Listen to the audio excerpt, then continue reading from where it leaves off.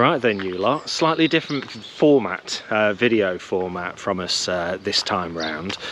You're going to see some nice pictures of canal scenery and the river scenery, but that's really not what this video is about. This is a how-to video, a guide on how to cross the Ribble Link safely, but whilst hopefully enjoying yourself.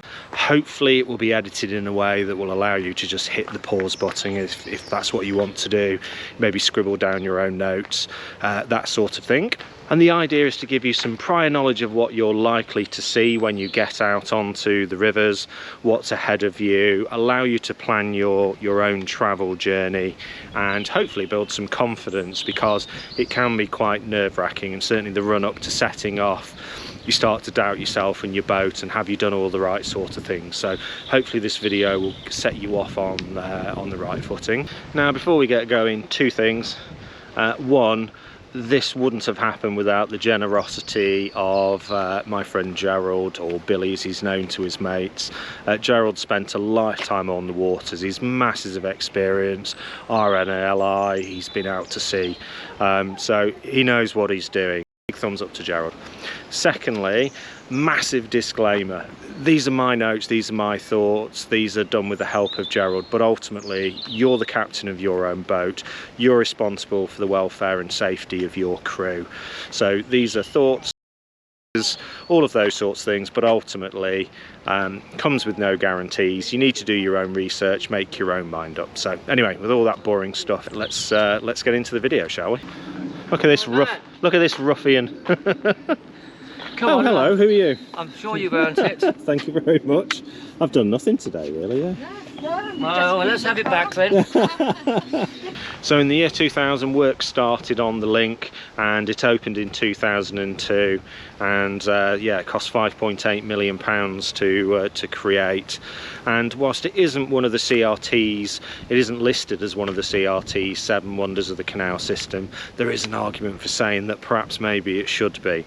Either way, it feels like a massive privilege to be able to navigate this waterway. Right, now just before we get into it, this video is going to be split into 4 focus areas. The first one's around boat preparation, so what you should do to prepare your boat. The second one's around personal preparation, getting yourself and your crew ready. The third is what to expect on the day when you're going up the link, so what can you expect to have to do, what will you see, and then we'll cover some differences if you're going down the link.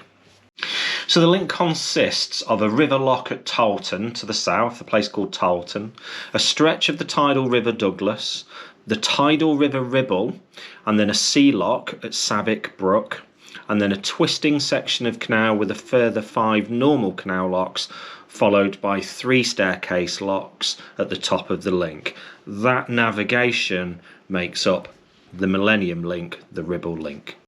Now the link's open between April and October, and the CRT aim to make it available for as many days during the season as they possibly can, but it can be shut with extremely short notice when you've got issues such as a change in weather conditions. And don't underestimate the issues or think that the CRT are being soft, because wind conditions in particular when out on tidal rivers can cause real issues.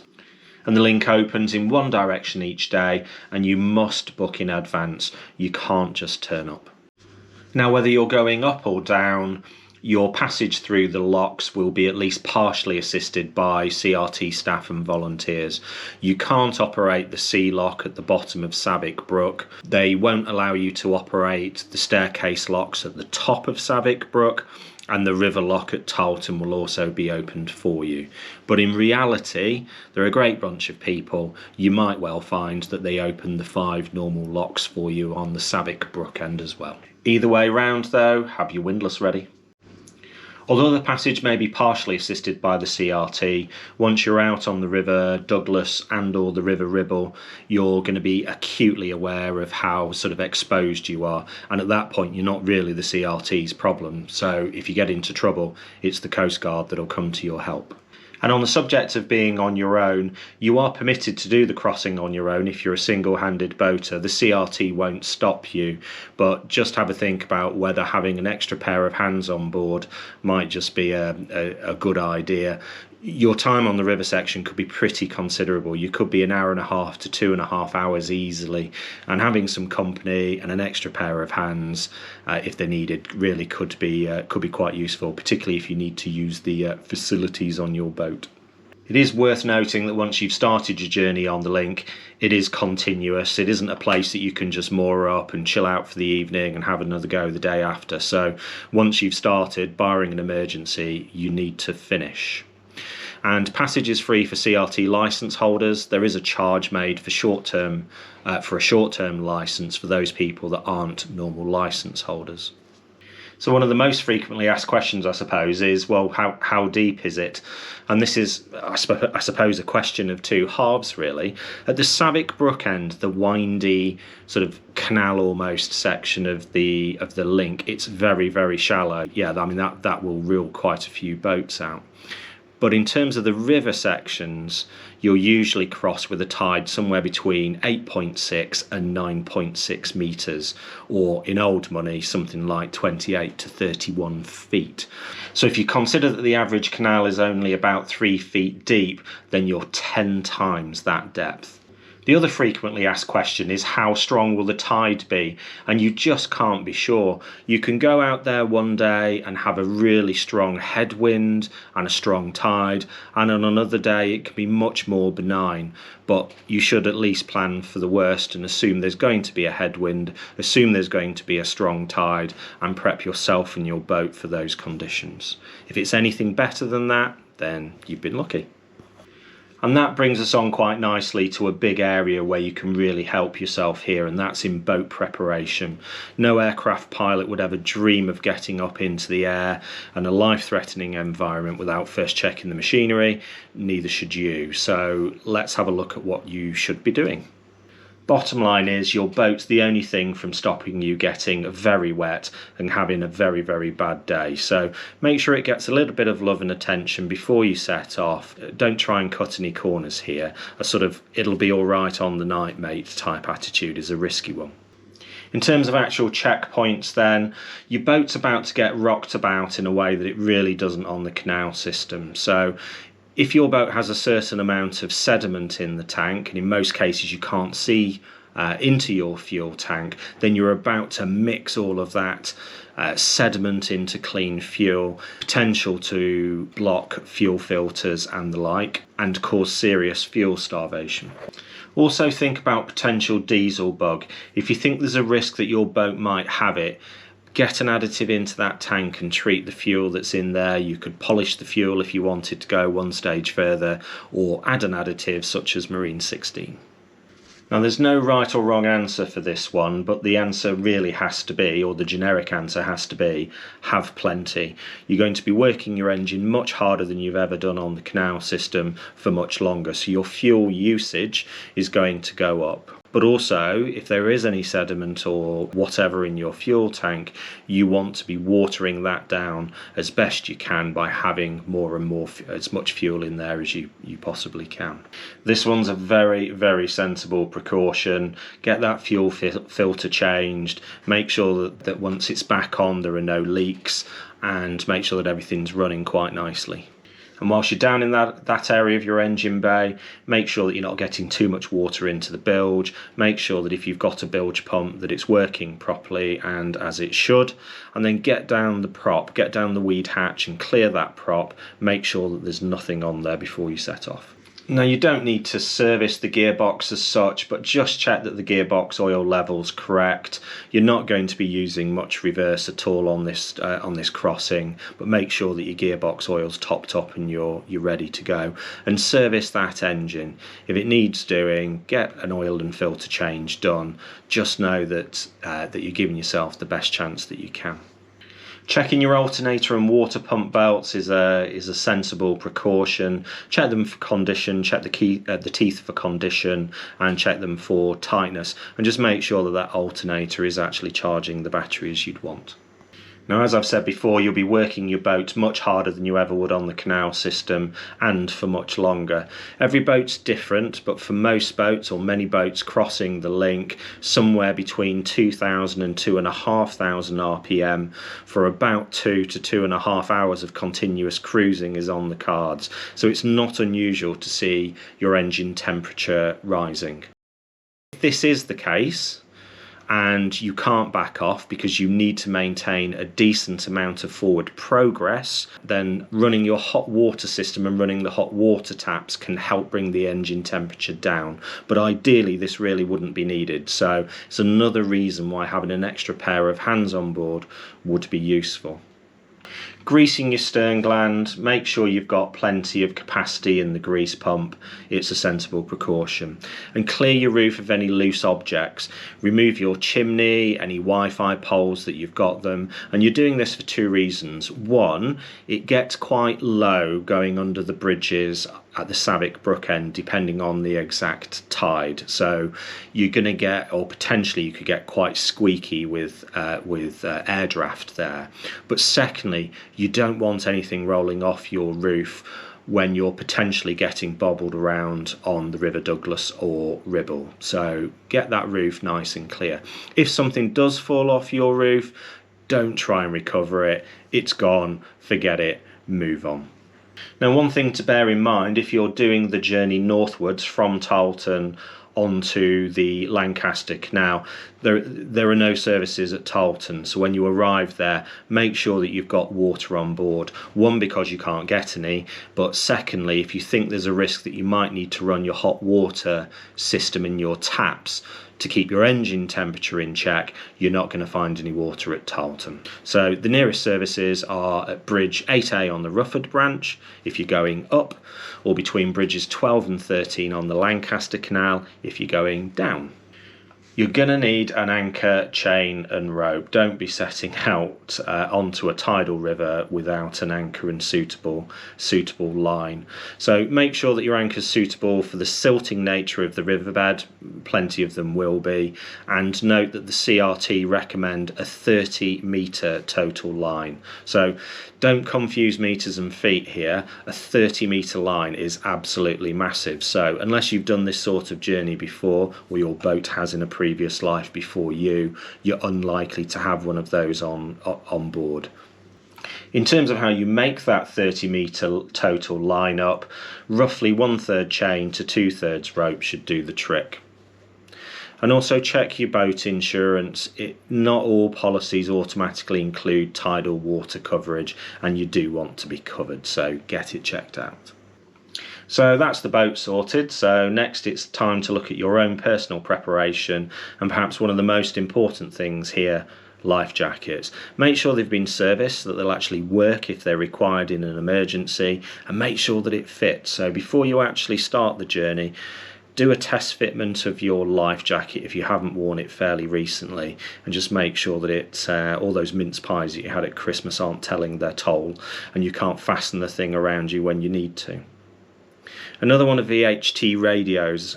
They're great if you've got them, gives you access to the Coast Guard immediately, but a mobile, they're not essential, but a mobile phone is. So make sure it's charged up, make sure that you stick all the numbers that you might need in that phone beforehand. Don't be looking round for a piece of paper that maybe got blown off the boat and into the river if you need it. You don't want to be fumbling around for numbers.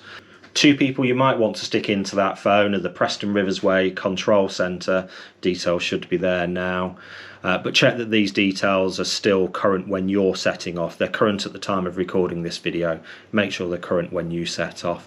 It's worth noting here that the CRT will lodge your journey with the Coast Guard, but due to GDPR regulations, they can't pass your contact details on. So whilst you can contact the Coast Guard team, they can't contact you directly. If you want that to be different, then you can contact them yourself, give them your travel plan, give them your contact details. Two things that aren't essential but are really potentially handy on the day are a pair of sunglasses and a pair of binoculars. Even if it isn't an immediately sunny day, There's absolutely no cover once you're out on the river sections, and your eyes could be concentrating much harder than normal and drying out. So a good pair of sunglasses is a sensible precaution if you need them, and the same thing applies for a hat, particularly if it's sunny. But make sure it's a really tight fitting one, or it has a chin strap, or there's a good chance if it's windy you're just going to lose it. The binoculars aren't essential, as I say, but they can be very useful to allow you to see the marker posts ahead in good time, but you also might see some really interesting wildlife. I saw a seal while I was out there, so yeah, a good charity shop buy could see you with a pair for next to nothing if you don't already have some. Now, this will very much depend on which direction you're travelling, i.e. whether you're going up from Tarleton to Savick Brook or down from the Lancaster Canal to the Leeds Liverpool. But either way, you'll see the other boats that are looking to go down on the same journey as you. There will be other boats with you, and everyone will be congregating nervously ready to go. So perhaps consider going and introducing yourself, saying hello to your fellow boaters. You're all in the same sort of boat with in terms of this. Maybe exchange mobile phone numbers, that you've got somebody else that you can contact if needs be, and get chatting. But if you end up with a doom merchant and you're a little bit prone to worrying yourself, don't be afraid to just walk away, shut your ears, and don't listen to all of that. Now, bear in mind that the link's open to both steel-hulled boats. You can the link will take a wide beam up to 10 foot 6 inches, as well as narrow boats, and also GRP leisure cruisers. So you're likely to be sharing the locks with other boats depending on what boat you're in, so just remember that. And get there in good time, and certainly by the start time that the CRT give you. You don't want to be rushing, it just adds some extra pressure and stress on the day. And don't assume your start time. That start time can change massively between just a handful of days. I mean, if you look at these charts here, you can see just how different the start times can be.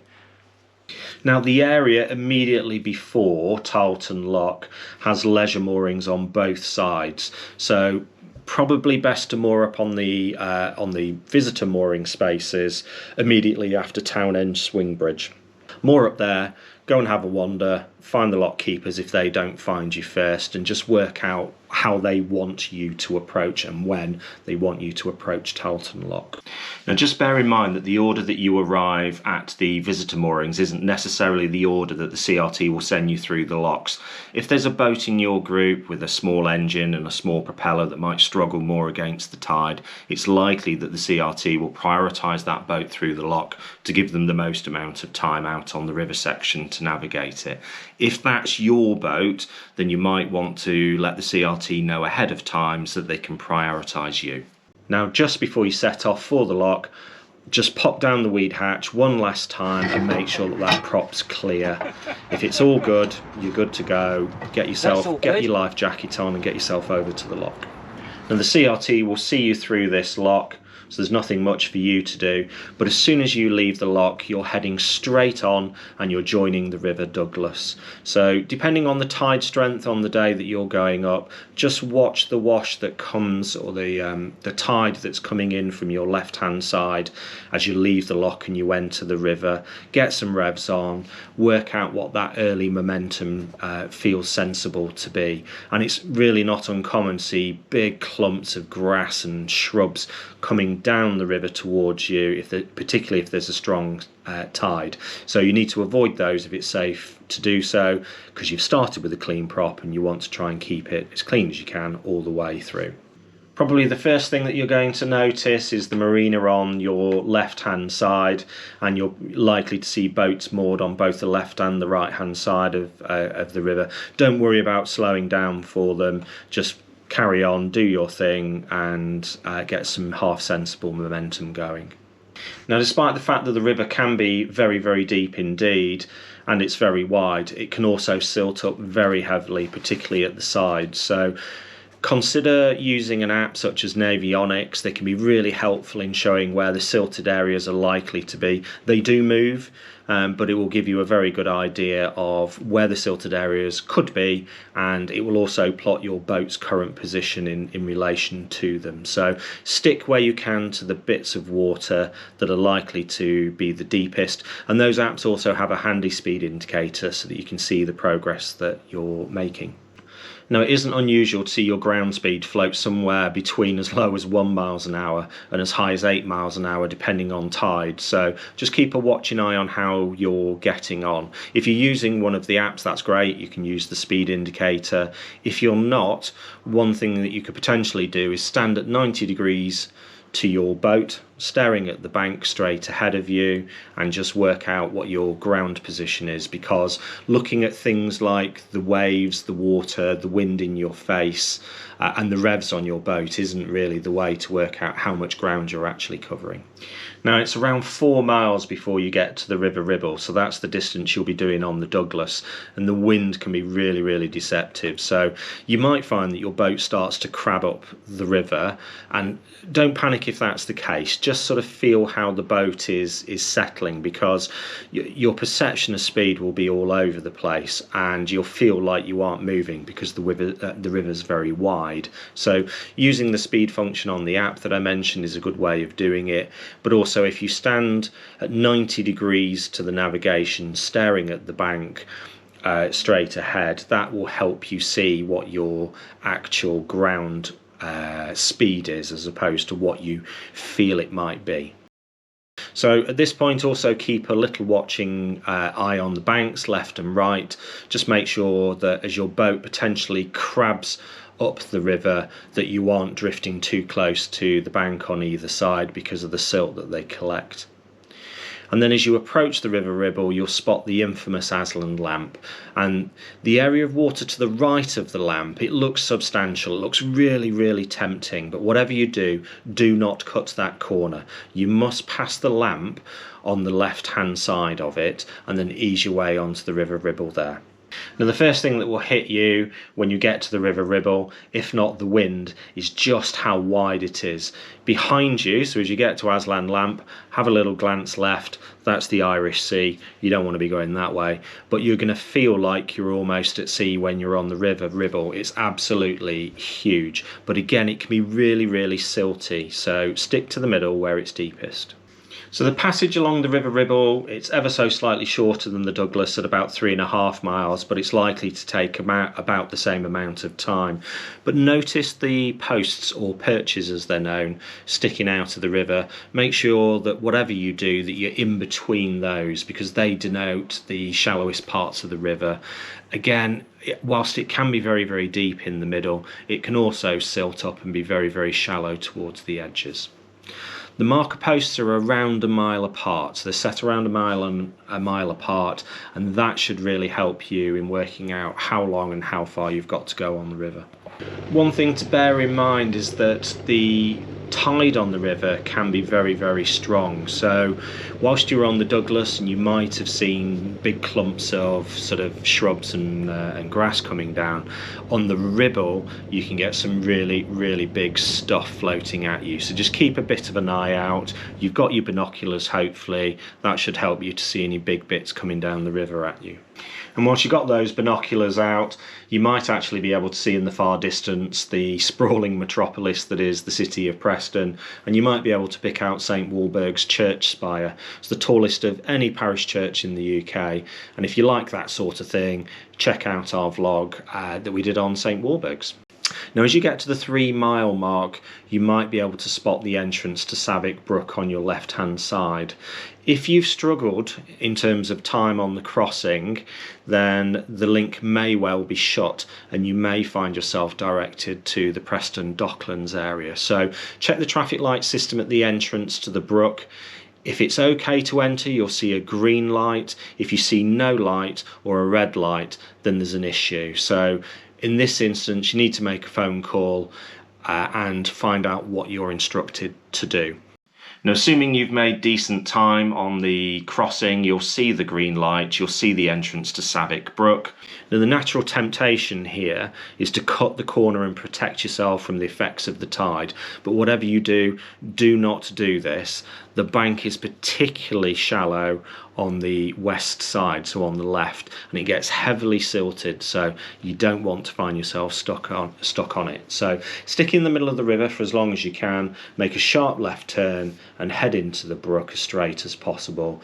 And once you get in there, things will start to feel calmer already. If you end up being directed to Preston Docks, then don't worry, but there are a few things you need to know.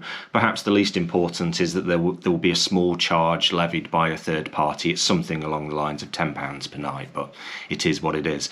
Now, as you enter, you'll go down the River Ribble, and as you enter towards the Docklands, you'll see a whacking great lock in front of you. Whatever you do, do not moor on the left-hand side. Depending on the tide at the time, there could be a hidden sandbank. It silts up with sand very heavily on the left-hand side, so you must moor on the right-hand side, so effectively against the bull nose. And you'll see some buoyancy aids, you'll see some buoys that you're to moor against. Now, there's a huge ladder there. Do not tie up against that ladder. The tide difference at this section can be something like 25 feet top to bottom, so you do not want to be tying to that fixed object.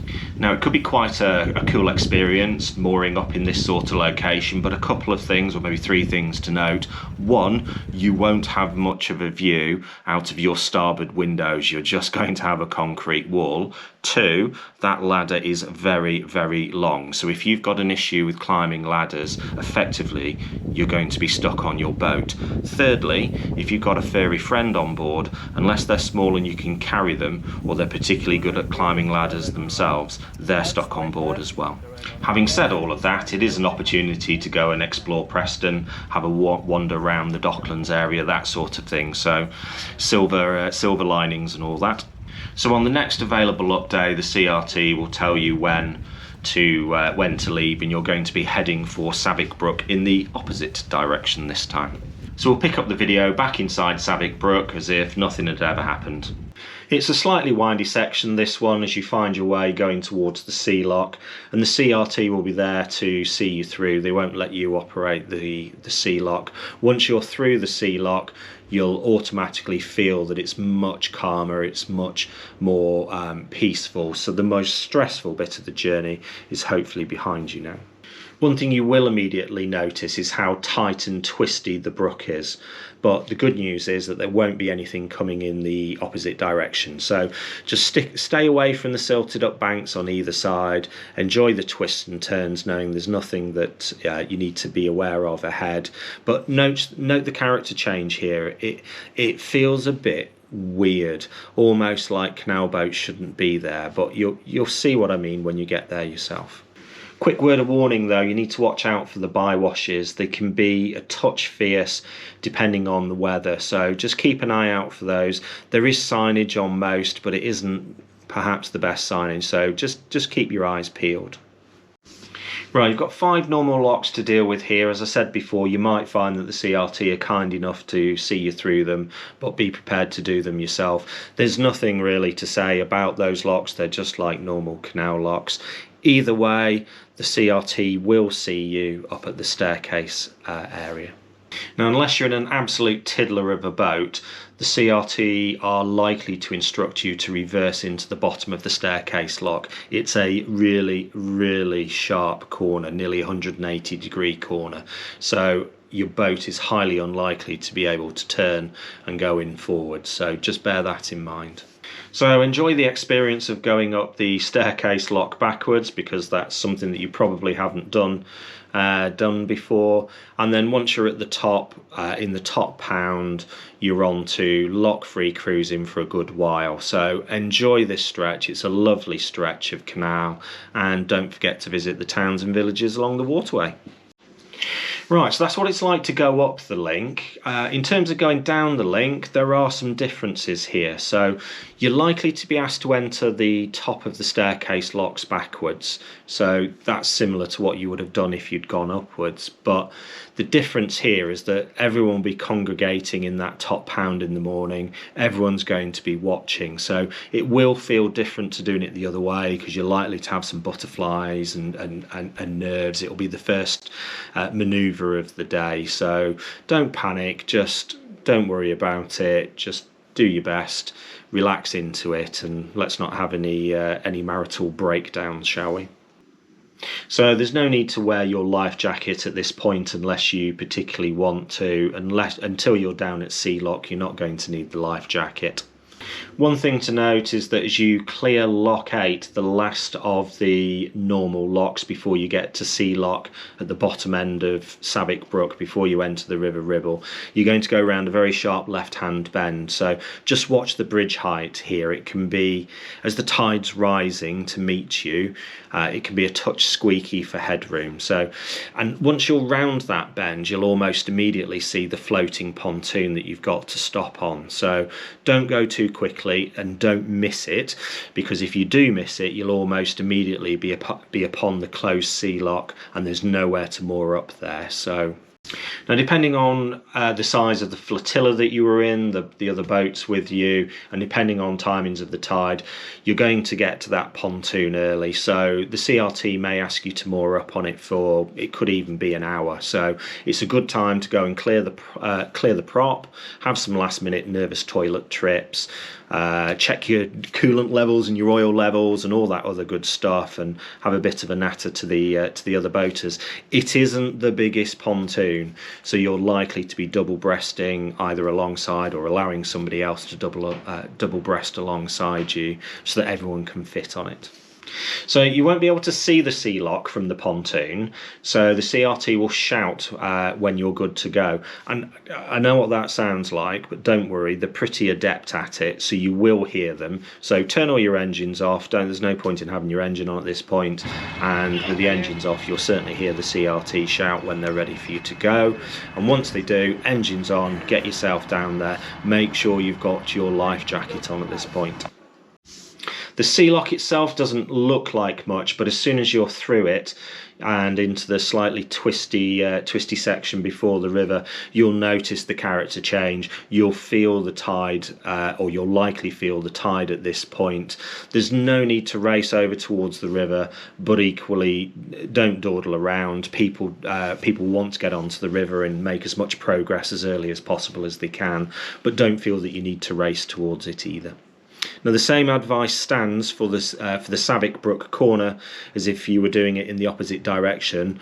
Do not cut that corner onto the River Ribble. You need to take a right-hand turn, but do not cut the corner. Whilst making sure you don't hit the sandbank, which is on your right-hand side, is undoubtedly the most important thing. Don't wait too long before you make your turn onto the Ribble. Don't just drive out into the middle of the river at 90 degrees to it before you start to make your turn. If there's a particularly heavy tide and it catches the bow of your boat, you're going to be in trouble. And if it is a day where there's a particularly strong tide, it's not unusual to see boats pushing against that tide with an awful lot of throttle and potentially going absolutely nowhere. In fact, some people find that even with a decent amount of throttle, they're actually making backwards progress. But the tide will give up, it will let go, and you'll be on your way. So remember, it's 3.5 miles. Go and get those binoculars out, look for Aslan lamp, and as per going in the opposite direction, do not be tempted to cut that corner. You're going to take a left-hand turn onto the River Douglas, and you want to be on the right-hand side of Aslan lamp, not the left. Now, once you go past Aslan lamp and you make it onto the River Douglas, you might find, depending on the weather conditions on the day, is that actually it can be quite windy at that junction. There's absolutely no cover realistically from the Irish Sea, so you might find that your boat crabs quite heavily as you turn onto the River Douglas. So again, don't panic, just feel the boat, feel where it's sort of settling. Don't soar away at the tiller, it's not going to help anything or anyone. So you've got about 4 miles to go on the River Douglas, and there aren't many landmarks. So this stretch can almost feel like it's taking quite a length of time, because by this point your confidence will have built up and you'll be used to the tides and the river. But you're going to see the marina appear on the right hand side. Same advice as coming in the opposite direction. You don't need to slow down for the moored up boats. Just keep a sensible pace and keep your momentum going. Now, as you approach Tarleton Lock, you need to acknowledge the fact that how many boats there were in your flotilla, how many were ahead of you, and how far ahead or not they were when you went onto the River Douglas, because the CRT need to clear those boats out of that lock. It's a decent sized lock, but it's not like the locks that you'd see on the Weaver navigation, for instance. So realistically, it's a two boat lock. So there's no point in racing up behind 4 other boats on the River Douglas to find that the CRT can't clear those boats quickly and you're fighting against the tide floating around in the middle of the river. So just pace yourself. Use the binoculars if you've got them. You'll see how things are going. You'll see how the CRT are operating. You'll see when the gates are likely to open and when you can approach the lock. So you really want to only be approaching that lock when it's clear to enter. Just bear in mind, depending on the time of year that you do your crossing, it isn't entirely unusual to see loads of weed in the lock or around the lock, and it's often the really heavy pennywort stuff that plagues bits of the Leeds Liverpool Canal, like Red Rock and Chorley in the top of the Wigan Flight. It's really heavy stuff, and it can make getting into the lock, particularly if you're the second boat of 2, quite challenging. Again, don't panic. The CRT will try and help you out here, but just sort of bear in mind how weedy it is. Now, as per going in the opposite direction, the CRT will see you through Tarleton Locks. There's really nothing for you to do other than start to relax a little bit and drop the heart rate. One thing to bear in mind, though, is that once you're out of the lock, you're onto the Rufford Branch of the canal. It's not uncommon to see boats speeding down this bit of the canal because they are so used to the revs and the speed that they've been doing on the river. So just acknowledge you're back on a canal. Tick over past moored up boats, please. Now, there will be moored up boats on both sides of the canal. There's lots of leisure moorings here, so there's no lock landing as such. So the first place you're going to be able to moor is back at Townend Swing Bridge. And it's likely that if you're in a large flotilla that a good percentage of the boats that you went through with have also chosen to moor there. So yeah, you may have to go through the swing bridge and moor up further down if there's no space. But yeah, well done you. You've made it here safely, and hopefully you've enjoyed that journey. Now, whilst I know there's a lot for you to take in and it can all sound a bit serious, the main thing after staying safe is to enjoy it. If you've cut corners on the boat prep side and the personal safety side, you're much less likely to enjoy yourself. So if you know that you've done everything that you sensibly can without going overboard, if you excuse the pun, then you should be good to go. The internet will be full of people saying that you'd be absolutely mad to even contemplate the journey. You should get your boat lifted out of the water and refloated at the other end. But unless you're a very, very nervous boater, then the passage can be done very safely, and it's quite a thrill. And you get a real sense of personal satisfaction and an achievement that you've tackled it and you've done it. But don't forget, there's always an option of paying for an experienced and licensed pilot to come and show for you if you want. That way you can get the experience whilst being in capable hands. So that's always an option. But however you choose to cross the link, it's a highly, highly recommended experience, and surely life's all about chalking up different experiences and taking on different challenges. It's part of what boating's all about, surely. So yeah, get on and do it. Let's have some fun.